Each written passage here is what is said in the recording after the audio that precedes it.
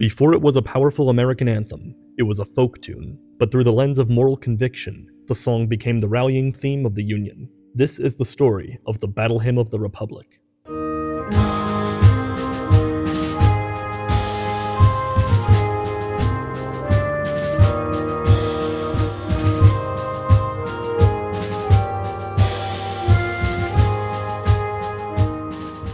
In the throes of the Civil War, the United States was torn in two, with the Southern Confederacy seceding from the Northern Union. Upon the election of Abraham Lincoln to the presidency, the shells struck Fort Sumter, ensnaring our country in bloody conflict, testing not only our political identity, but our cultural and faithful foundations.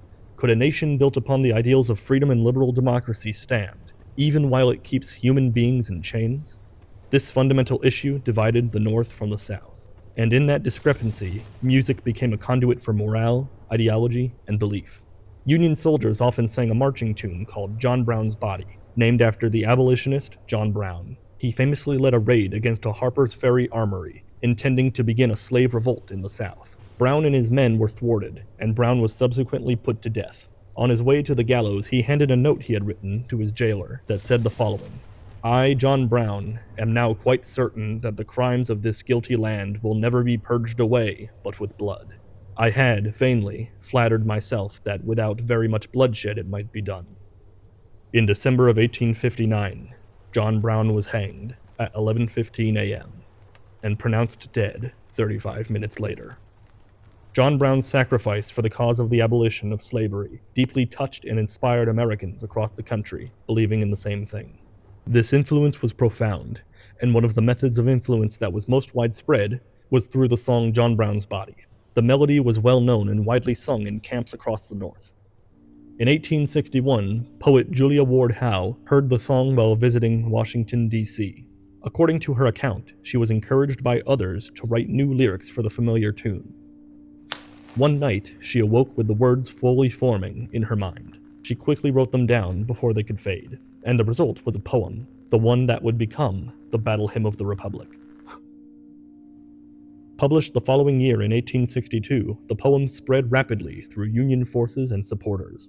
Set to the same marching melody as John Brown's Body, it transformed into one of the most iconic songs in the American tradition.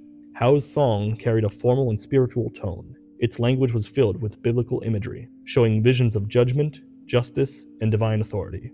Lines like, "His truth is marching on," gave the song a sense of inevitability, as if the war itself were part of a larger moral force. This framing was intentional, as Howe was deeply committed to abolition. The song reflected that belief directly, presenting the Union cause as moral and even sacred. But this is also what made the song controversial. By casting the conflict in religious terms, suggesting divine support for the Union cause, the song reflected an intensified ideological divide between North and South. To Union supporters, it was a hymn of justice, and to Confederates, it was a declaration of opposition wrapped in false spiritual authority. Following the publishing of the song, Julia Ward Howe continued her activism, working in causes such as prison reform, women's suffrage, and peace advocacy. Her life reflected the themes found in her most famous work: moral conviction, public voice, and social change. And over time, the Battle Hymn of the Republic grew from a Union marching song to a lasting expression of American civil religion, frequently performed at national events, memorials, and moments of collective reflection. It is a song born from war, shaped by belief, and carried forward as a symbol of national identity.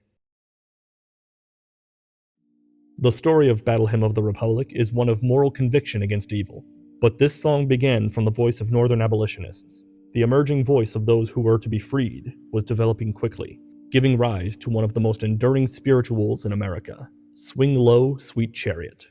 Glory, glory.